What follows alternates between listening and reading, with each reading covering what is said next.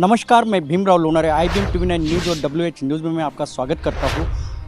आज एडवोकेट सतीश सुके जी ने एक प्रेस कॉन्फ्रेंस करके फिर एक गंभीर आरोप माजी मुख्यमंत्री देवेंद्र फडणवीस पे लगाया है। उन्होंने उनका एक जो महत्वपूर्ण एक फोटो था वो चुराया है, ऐसी आरोप उन्होंने लगाया है। आखिर क्या मामला है, हम उनसे जानेंगे। ओके साहब, आपका IBM TV9 न्यूज़ और WH न्यूज़ में स्वागत है। आखिर ये मामला क्या है, ये हमारे दर्शकों को बताइए। मामला सिर्फ एक चीज़ चुराने का नहीं है। तो हमारे मोबाइल में इजरायली स्पाईवेयर इस्तेमाल करके उनके कार्यकाल में उन्होंने कई चीज़ों की उनकी टीम ने चोरी की है और कई इतर अन्य लोगों की इसमें भी चोरी की है उन्होंने। अभी रश्मि शुक्ला जी के मामले में पुणे में FIR रजिस्टर हुआ है। तो जाहिर है कि रश्मि शुक्ला को तो जिनके भी मोबाइल उन्होंने टैप किए उसमें उनका कोई सेल्फ इंटरेस्ट तो था नहीं। उनको ये चीज़ किसी ने करवाने लगाई है जो उन लोगों का राजनीतिक विरोधक है, ऐसी इंसान ने कराई है, या फिर उनका कॉम्पिटिटर है, ऐसी इंसान ने कराई है। और उस वक्त में राज्य के मुख्यमंत्री और गृह विभाग का कार्यभार देवेंद्र फडणवीस इनके तरफ में था।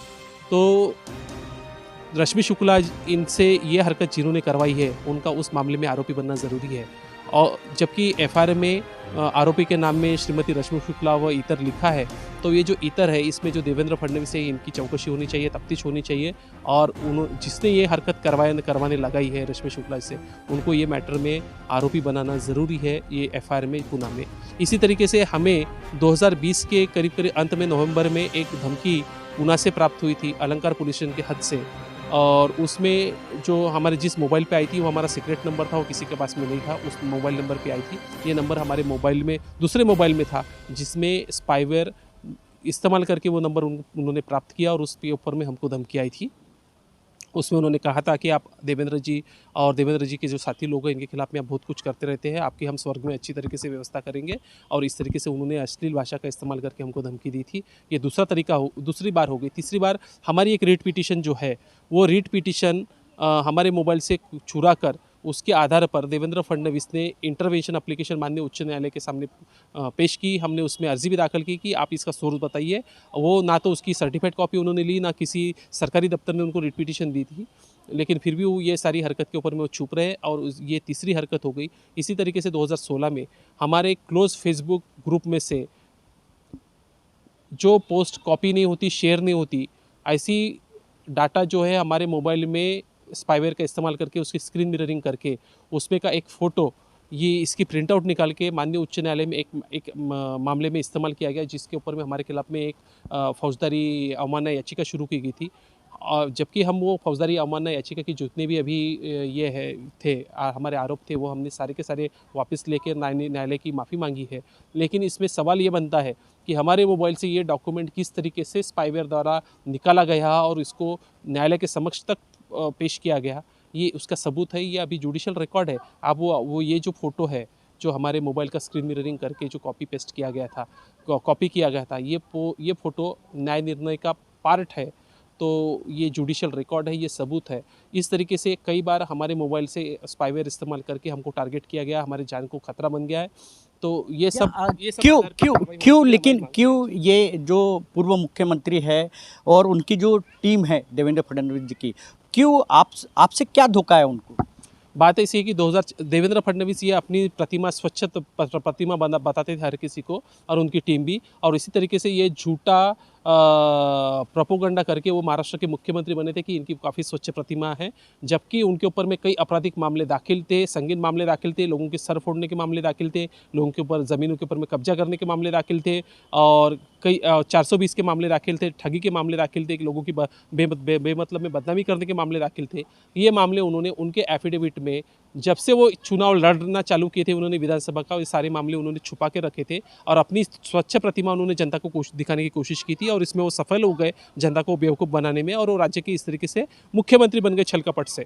तो ये चीज़ें हमारे कारण जनता को पता चली थी, क्योंकि हमने 2014 में देवेंद्र फडणवीस के जब उन्होंने पर्चा भरा, नामांकन पर्चा भरा, तो उसमें ये जानकारी नहीं थी, एफिडेविट में जानकारी नहीं थी, तो ये जानकारी हमने खुद जनता के समक्ष रखी थी और इसके आधार पे हमने इलेक्शन पिटीशन और उनके खिलाफ में क्रिमिनल पिटीशन भी दाखिल की थी, जिस क्रिमिनल पिटीशन में वो सर्वोच्च अदालत तक हमारे फेवर में जजमेंट आया और माननीय सर्वोच्च अदालत ने देवेंद्र फडणवीस इनके खिलाफ में वो मामला जो है फौजदारी मामला चलाने के निर्देश दिए, जो अभी अंतिम टप्पा में है, अंतिम दौर में है, जिसमें देवेंद्र फडणवीस को सजा होने की पूरे गुंजाइश है, चांसेस है।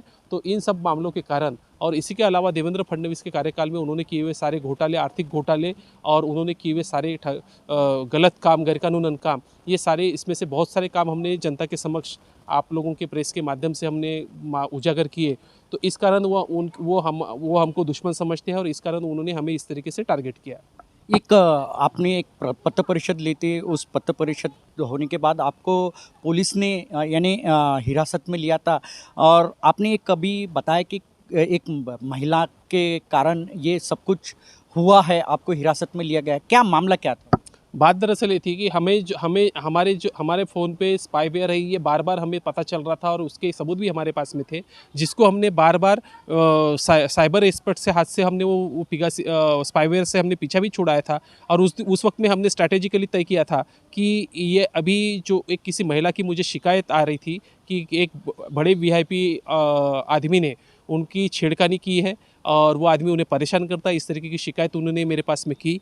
तो ये शिकायत मैंने जानबूझ के रेगुलर फ़ोन कॉल पे सुनी और मैं उसमें स्ट्रैटेजिकली ये हरकत मैंने की ताकि मुझे पता चले कि इसके अगर ये मेरा फ़ोन स्पाईवेयर पे है तो इसके रिपरकेशन मुझे दूसरे दिन तीसरे दिन पता चलेंगे। तो हुआ ऐसे कि उसके तुरंत दूसरे दिन ही इस मामले में एफआईआर रजिस्टर, इसी तरह जो एलिगेशन वो लेडी ने मेरे पास में उस वीआईपी आदमी के खिलाफ में बताए थे जो देवेंद्र फडणवीस के काफ़ी नज़दीकी है, तो सेम एलिगेशन मेरे खिलाफ में दूसरे दिन फर्जी एफआईआर करके मेरे खिलाफ में किए गया और मैंने यहाँ पे बावनकुड़ी जी के खिलाफ में प्रेस लेने के बाद में मेरे को प्रेस कॉन्फ्रेंस के बाद वो ये अपने प्रीमाइसिस से डायरेक्टली पुलिस ने उठाया था। तो ये सारी उस पर से मुझे टेस्टिफाई हो गया कि मैं अभी भी उनके सर्विलेंस में हूँ और मैंने जो भी किया तो उसका प्रत्युत्तर उनके खिलाफ में, मेरे खिलाफ में झूठे आरोप करके मेरे सामने आएगा। क्या मांगे आप? हमारी मांग ये है कि जिस तरीके से अभी रश्मि शुक्ला जी के खिलाफ में जो एफआईआर रजिस्टर हुआ है तो उनका खुद का तो कोई इंटेंशन होगा नहीं, वो जिनके कहने पे ये हरकत की है वो उनका जो कहलाता हुआ जो मालिक है जिसने वो हरकत उन्हें करने लगाई है उनके खिलाफ में उसी एफआईआर में कार्रवाई हो, क्योंकि इतर करके लिखा है और हर किसी को पता है कि वो हरकत किसने कराई थी और किसको उसमें इंटरेस्ट था। महाराष्ट्र में ये गंदगी का आपका एक ही कहना है क्या कि रश्मि शुक्ला पे जैसी कार्रवाई हुई तो इसमें जो शामिल है उन पे भी कार्रवाई होना चाहिए? जी, हमारी ये कहना है कि महाराष्ट्र में इतने जैसे इस तरीके से जितने भी मामले हुए सभी मामलों में कार्रवाई होनी चाहिए और हमने की हुई शिकायतें आज भी पुलिस स्टेशन नज़दीक के सामने आईजी साइबर के सामने प्रलंबित है। तो इन सब मामलों में कार्रवाई होनी चाहिए, स्पाईवेयर मामले में भी कार्रवाई होनी चाहिए, फोन टैपिंग मामले में कार्रवाई होनी चाहिए और पूना वाले मामले में रश्मि शुक्ला से जिसने ये हरकत करवाया उसके ऊपर में कार्रवाई होनी चाहिए और इस पे से दूसरी भी चीज़ें बाहर आएगी उन सब मामलों पर कार्रवाई होनी चाहिए। तो सतीश उके जी जो वरिष्ठ एक एडवोकेट है उन्होंने बताया कि स्पाईवेयर जो मामला है, इजराइल स्पाईवेयर जो मामला है, ये जो महाराष्ट्र में ये मामले को लेके काफ़ी रश्मि शुक्ला काफ़ी चर्चा में आई है, लेकिन इस मामले को लेके और भी मामले हैं जो इसी सोशल मीडिया के माध्यम से, ये इजराइल स्पाईवेयर के माध्यम से चुराए जा रहे हैं। ऐसी मामलों को भी महाराष्ट्र सरकार ने, महाराष्ट्र पुलिस ने सामने लाना चाहिए, ऐसी मांग एडवोकेट सतीश उके जी ने की है। तो आप देखते रहिए IBM TV 9 news, WH news. हाँ, हमारे चैनल को लाइक करें, सब्सक्राइब करें, आइकॉन बेल बटन दबाना न भूलें। धन्यवाद, नमस्कार।